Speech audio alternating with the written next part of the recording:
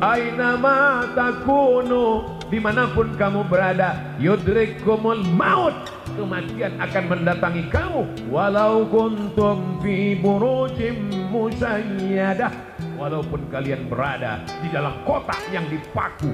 Begitulah perbuatan orang musyrik jahiliyah dulu. Dia buat kotak, kemudian dia paku, dia masuk ke dalam. Ditanya sama temannya, kenapa kau bersembunyi dalam kotak yang dipaku? Mudah-mudahan aja malaikat maut gak bisa masuk. Siapapun akan mati menghadap Allah. Michael Jackson masuk ke dalam kotak hampa udara, berharap tidak mati, mati juga. Semuanya akan menghadap Allah. Tinggal lagi apa yang akan kita bawa menghadap Allah. Ini pelajaran yang kedua dari buku belah buku kisah saat maut akan menjemput. Wa kafa bil mauti wa'idha. Ada nasihat yang tidak bersuara, ada nasihat yang bukan khutbah, bukan ceramah, bukan tausiah, bukan tazkirah. Dia diam 1000 bahasa. Nasihat itu bernama mati. Siapa yang menasihati Ustaz Abdul Somad? Gak ada. Gak ada orang menasihati saya sampai sekarang. Saya datang ke Kiai, Kiai tolong nasihati saya. Saya kalau tausiah, saya cari para alim ulama yang tua-tua, yang sepuh-sepuh, minta nasihat, minta doa. Mereka nggak kasih nasihat. Mereka katakan, ya Ustaz sudah tahu lah, sama-sama saja kita berdoa kepada Allah. Nasihat yang paling dalam, yang masuk ke dalam otak dan hati saya adalah ketika melihat orang mati terbujur kaku, yang selama ini dihormati, dibanggakan, dimuliakan, disanjung tinggi. Kalau datang disambut dengan baleho dan karpet warna merah, tapi lalu kemudian ketika mati menghadap Allah terbujur di ruang tamu dan tidak sampai 24 jam dibawa keluar. Rumahnya rumah dia, yang membangunnya dia, yang beli tanahnya dia, yang cari arsiteknya dia, yang mengumpulkan uangnya dia. Tapi kalau sudah meninggal dunia, sejengkal pun di rumah itu tidak ada yang bersedia menampung dia. Tempatnya tetap di TPU, tempat taman pemakaman umum. Ada rumah yang dibangun, ada rumah yang dikendalikan, ada rumah yang diatur. Sekian tahun nabung untuk buat rumah. Rumahmu berapa harganya? 3M. Wow, hebat sekali 3M, 3 kali minjam. Ada rumah yang tidak pernah kita lihat, rumah yang tidak pernah kita jenguk, rumah yang tidak pernah kita pedulikan, tapi kita akan tinggal di sana. Lebih lama di rumah kita atau di taman pemakaman umum? Saya tanya sekali lagi, lebih lama tinggal di rumah yang kita bangun atau lebih lama di kuburan? Lebih lama di kuburan. Di rumah kita paling kita tempati. Ada orang menempati rumahnya sampai 100 tahun? Nggak ada. Paling kita tempati rumah kita itu paling lama 50 tahun. Itu pun kalau umur kita 75 tahun. Umur 25 bangun rumah atau mewarisi rumah bapaknya. Kita cerita bukan rumah bapak kita, bukan rumah kakek kita. Rumah kita tempati cuma 50 tahun. Setelah itu kita masuk liang lahat. Yang meninggal tahun 1945 saat ditembak oleh Belanda. Sampai sekarang berarti dia sudah dikubur berapa tahun? Maka sampai masanya nanti hari kiamat, ada yang di liang lahat sampai 100 tahun, ada yang sampai 1000 tahun lamanya. Apa yang sudah kau persiapkan amal jariah? Yatba'ul mayyita salatun, yang mengiringi mayat sampai ke liang lahat ada 3. Ahluhu, istrinya ikut mengiring, anaknya datang, jamaah semua datang, tapi cuma sampai ke pintu liang lahat. Setelah itu mereka masukkan ke dalam. Setelah itu mereka kemudian naik ke atas, mereka ambil pacul, cangkol dan skop. Mereka katakan, mari kita timbun, kita injak biar padat. Setelah itu ditancapkan kayu hitam. Setelah itu mereka pun berdoa. Setelah itu mereka pun pulang ke rumah. Anaknya nangis pada hari yang pertama. Hari kedua dia mulai tersenyum. Kirim mereka sepasi lucu, kirim kesan potong, potong. Tapi kalau anakmu soleh, dia akan bangun di tengah malam. Rabbil firli wa liwalidayya warhamhuma kama rabbayani shaghira. Gimana anak ibu? Ingat dengan suami ibu? Ingat dengan ayahnya? Alhamdulillah. Malam-malam saya bangun jam 2, saya dengar di samping kamar ada baca Yasin. Yasin wal Qur'anil Hakim innaka laminal mursalin ala siratin mustaqim tanzilal azizir rahim. Lalu saya pun bangun, Pak Ustaz, senangnya hati saya, anak saya baca Quran untuk ayahnya. Begitu saya buka pintu kamar, ternyata TV belum mati. Mudah-mudahan anak kita termasuk yang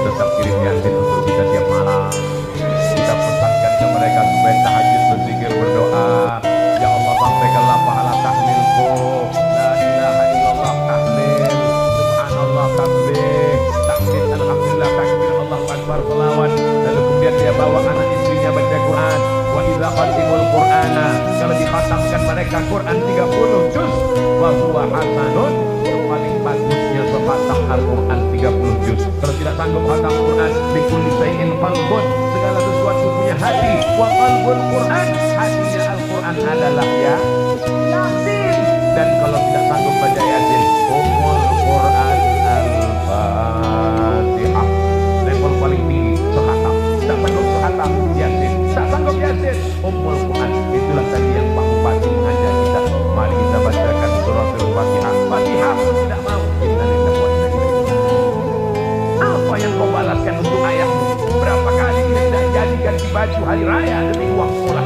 Sekolahmu memang online, tapi bayarannya offline. Berapa kali ibumu tidak jadi hari raya buat kue demi untuk sekolahmu, demi untuk air susumu, demi untuk makan minummu. Mereka nyawa dia melahirkan. Andai kau gendong dia dari Bekasi ke kota Makkah, tawaf 7 putaran, sa'i Safa dan Marwah, wukuf di padang Arafah, melontar jumrah, belum tentu dapat menembus sekali teriakannya saat melahirkan. Betul Bu? Ternyata ibu tidak ada yang teriak waktu melahirkan. Kenapa? Dia pingsan di operasi. Lahir. Ustaz, walaupun operasi sesar itu sakit loh Ustaz. Ustaz kan nggak pernah merasakannya, karena rasaku bukan rasamu Ustaz. Kita tidak pernah tahu bagaimana perasaan mereka perempuan. Ketika hormonnya berlebih di awal kehamilan, dia muntah-muntah. Respon hidungnya sangat tajam. Suami yang dulu kata dia buah hati belayan jiwa cintaku, setengah nafasku pergi, baunya minta ampun. Lalu kemudian yang awalnya rahim itu kecil, lalu mulai membesar, sebulan, 2 bulan, 3 bulan. Akhirnya ususnya menjadi kecil, makannya susah, nafasnya terhalang. Lalu kemudian tulang belakangnya mulai melengkung. Dan ketika melahirkan anak seperti patah-patah tulang rusuknya. Itulah ayat yang disebut dalam Al-Quran, wahnan ala wahnin, lemah di atas lemah. Tak ada yang bisa membalas kelemahan itu, dan tidak ada yang sanggup membahasnya. Kalau saya bahas bagaimana lemahnya perempuan saat mengandung, perempuan itu mengandung lemah di atas lemah. Kata ibu-ibu, Ustaz kayak pernah aja. Maka kita balaskan. Yang ibunya masih hidup, mudah-mudahan masih sempat berbakti kepada orang tua. Yang ibu bapaknya sudah meninggal dunia, nasihat kematian, ziarah. Jangan nunggu mau Ramadan, jangan nunggu mau Idul Fitri. Besok hari libur bawa anaknya ziarah. Ini sekarang banyak orang ziarah, bapaknya baju hitam, istrinya baju hitam, anaknya baju hitam, hitam-hitam semua, sampai di tempat pemakaman langsung foto. Habis itu update status man in black. Apa? Ini bukan ajaran Islam. Ajaran Islam adalah saat di tempat pemakaman baca doa. Assalamualaikum ya ahlan diyar minal mu'minin wa inna insyaallahu bikum lahiqun. Yarhamullahul mustaqimina wal mustakbirin. Nas'alullah lana wa lakumul afiyah. Oh, bacanya panjang Pak Ustaz ya. Tapi kami bacanya pendek. Apa bacanya? Assalamualaikum ya ahlan kubur. Itu namanya doa minimal. Apalah salahnya cetakkan doa ziarah kubur. Tanya nanti panitia berapa ongkosnya buat baliho besar seperti ini, buat doa ziarah kubur. Tempel besar-besar di dekat pemakaman TPI. Assalamualaikum ya ahlan diyar minal mu'minin wa inna insyaallah bikum lahiqun. Yarhamullahul mustaqimina wal mustakbirin. Nas'alullah lana wa lakumul afiyah. Joblos nomor. Daripada baliho yang gak jelas ujung arahnya, nyangkut ke pokok kayu, diambil Satpol PP dibakar, mendingan di samping kuburan, mengingatkan orang. Andai pun dia tidak lapuk, maka mengalir sampai hari kiamat. Inilah dia amal-amal kita. Apa saja amal kita yang akan mengalir. Waladun salihun, anak yang saleh, shadaqatun jariyah. Itulah uang yang masuk ke dalam kotak-kotak tadi. Beli semen, batu bata, kerikil, atap, tenda, lampu, AC, mihrab, mimbar, kipas angin. Itu semua akan mengalir. Siapa yang mewakafkan tanah masjid ini dulu? Siapa yang membangunnya? Siapa yang ngasih semen? Siapa yang ngasih kosen? Siapa yang ngasih kaca? Kita tidak tahu, tapi pahalanya dari mulai tadi petang sampai malam, sampai sholat subuh besok, zuhur asar maghrib isya, subuh zuhur asar maghrib isya, Ramadan, tarawih, witir, Idul Fitri, Idul Adha, hari raya kurban, sampai hari kiamat mengalir pahalanya ke liang lahat. Mudah-mudahan sebelum mati kita sempat bangun masjid. Masjid apa namanya? Masjid Al-Mustaqim. Siapa yang buat? Pak Kapolsek. Masjid apa namanya? Masjid As-Somad. Siapa yang buat? Ustaz Somad. Sudah ada? Belum lagi. tapi insya Allah kalau kita berniat sebelum mati mesti ada. Saya diundang ke Jambi, diajak untuk meresmikan masjid. Jalannya jauh, naik mobil. Dalam hati saya, mau dibawa kemana? Mana? Begitu sampai, musola kecil. Ya Allah, apa kelebihan musola ini? Apa kelebihan? Berikut ini mari kita dengarkan kata sambutan dari Bapak Kapolres. Saya sebagai Kapolres punya berita. Saya sebagai Kapolres di tempat ini barusan tahu karena tidak ada tempat sholat, orang sholat di kamar. Maka saya kumpulkan di antara anak-anak buah saya, kita beli semen, batu bata, akhirnya jadilah musola ini. Dan saya bertekad kalau siap yang meresmikannya adalah Ustaz Somad. Dan orang tidak berani nolak. Kasih semen, siap. Jadilah musola. Jabatan tak lama, tapi yang kekal abadi adalah masjid. Presiden kita, proklamator kita, Insinyur Soekarno cerdas. Di saat Indonesia tidak semakmur sekarang, uangnya tidak banyak, baru saja diserang oleh Belanda dan Jepang, dia sempat berpikir untuk membangun masjid terbesar di Asia Tenggara. Itulah dia Masjid Istiqlal. Sampai Presiden Amerika pun masuk ke dalam. Semua orang-orang yang masuk ke dalam Masjid Istiqlal itu termasuk berdecak kagum seperti melihat kucing. Wow, amazing. Apa amazingnya? Tiapnya banyak sekali. Luar biasa.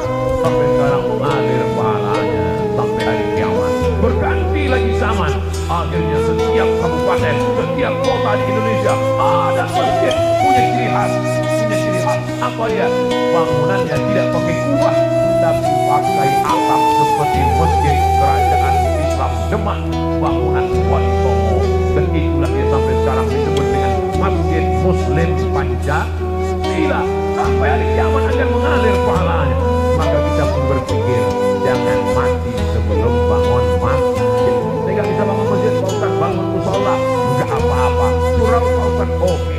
Langgar Pak Ustaz, nggak apa-apa. Orang Jawa dilanggar nggak mati. Karena dia berzikir di dalam langgar, dalam surau. Hanya saja surau, langgar dan musola tetap di dalamnya sholli sunnatan tahiyatul masjid. Karena di sana ada sholat 5 waktu, subuh, zuhur, asar, maghrib, isya. Bedanya cuma nggak ada sholat Jumat. Di masjid kita ini ada, ini surau apa, langgar apa, musola? Ini masjid. Dari mana Ustaz tahu masjid? Ada mimbarnya, ada sholat Jumat. Di tempat kami ada mimbar Pak Ustaz, tapi nggak ada sholat Jumatnya. Berarti itu mimbar dangdut. Mimbar tempat khotib naik ke atas menyampaikan khutbah. Usikum wa nafsi bitaqwallah. Aku pesankan kepada kamu, takutlah kepada Allah.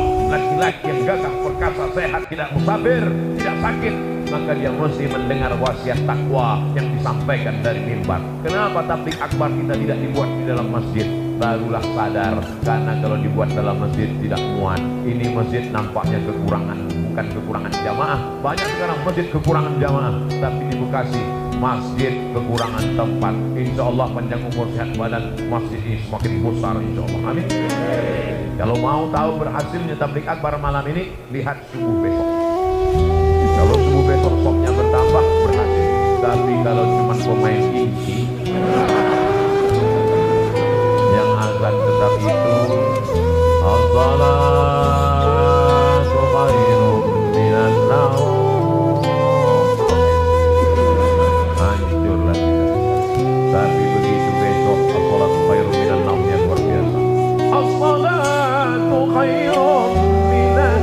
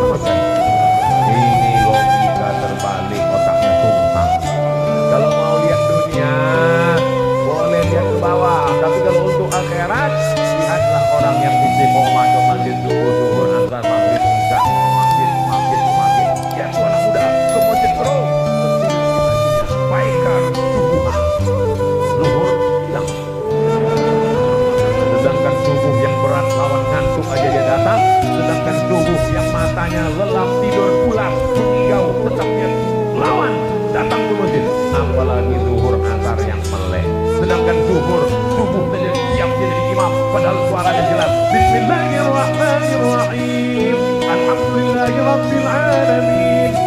Apalagi kalau cuma enggak bersuara. Allahu Akbar. Memang berawal kalau mau jadi imam zuhur dan imam asar. Anak-anak muda nanti kalau ditanya, datang anak gadis, anak-anak cewek bilang, bang, aku siap jadi, aku ingin jadi imam, aku siap, tapi zuhur dan asar ya.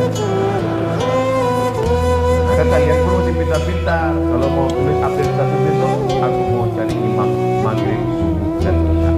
Yang zuhur nanti. Berawal dari keterpaksaan. Berawal dari keterpaksaan, berubah menjadi kebutuhan, akhirnya kebiasaan. Allah bisa karena biasa. Tadi tausiah saya mulai jam 9 kurang 10.